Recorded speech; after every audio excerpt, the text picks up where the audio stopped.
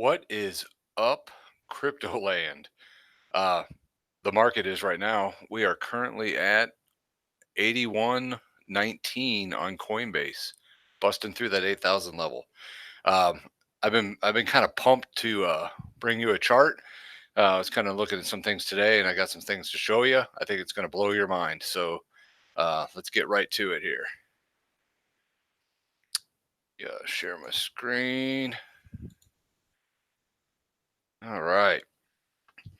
All right, what do we got here? Daily chart, BTC. One of the things I've been waiting for is this 8,400 level, this previous high of 84.88, almost 8,500. One of the reasons for that is let me draw a fib retracement in here real quick.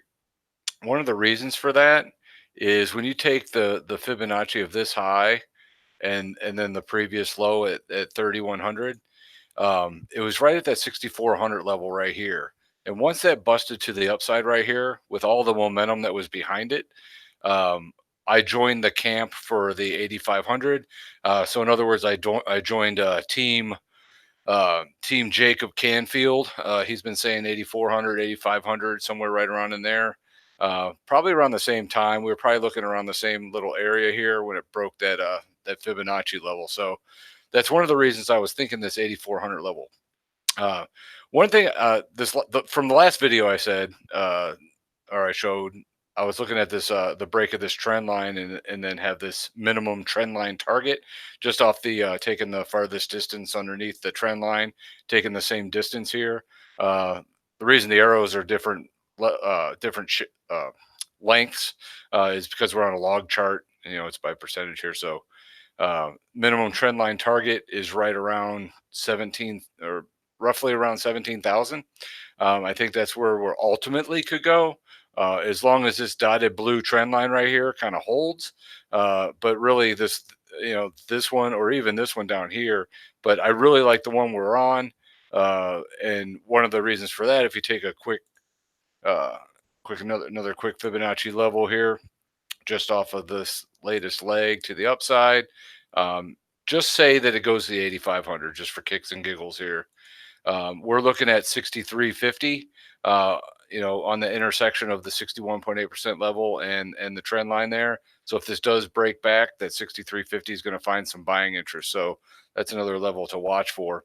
One of the things I'm looking at, and the reason I think we're going to probably go a little higher, if you take a Fibonacci retracement off of the next high, over the previous or the low around 31.50 or so, um, you're going to notice something. This is kind of cool.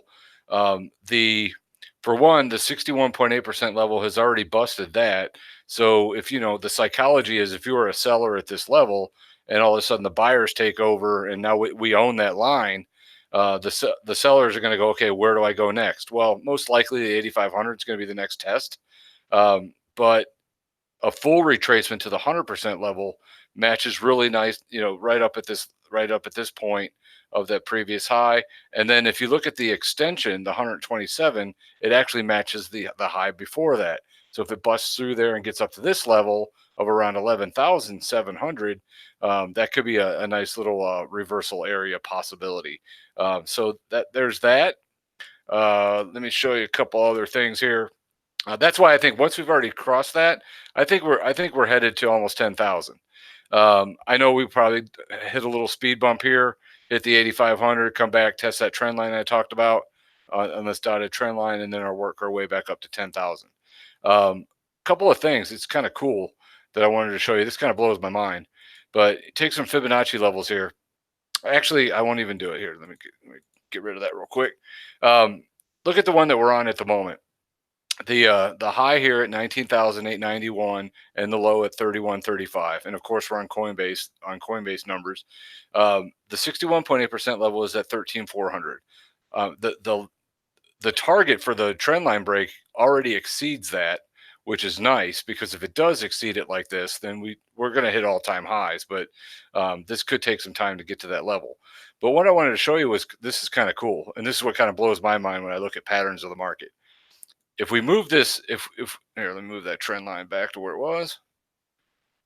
if we move this Fibonacci level here down to just to the next previous high, the 61.8% level right here matches right on this previous high right here, which is a level that we're also looking at as an area of key resistance. If you take this and move it down to the next one, down to that low, the 61.8% level matches the 8,500 right here that we're actually looking for a resistance level. And then if you even take it down to the next one, we were just looking at that. The 61.8% level right here is already busted to the upside, so you're looking at a full retracement, and then that's where that 127% matches really nicely on this upper level too. So the pattern's working. I mean, it's really cool on how this is all kind of working out here. I have the 610 exponential moving average on here, which is another kind of a longer term trend. It's a Fibonacci number, so of course I'm using it. We got some buying interest in here. Got some buying interest in here off that line, off that line, off that line, and then right there, boom, we broke, and then we went to the downside. Then we worked our way up into a new bullish market. And right along this red trend line here, the dotted red trend line, and then also this 610 moving average, all of that busted to the upside, and now this trend line's holding some support. So now all of a sudden we're back on the other side of the 610. So I kind of like it for another, of course we're in a bullish move because I mean this last candle we're busting 8,000, which is absolutely awesome. But I think watch for the 8,500 level.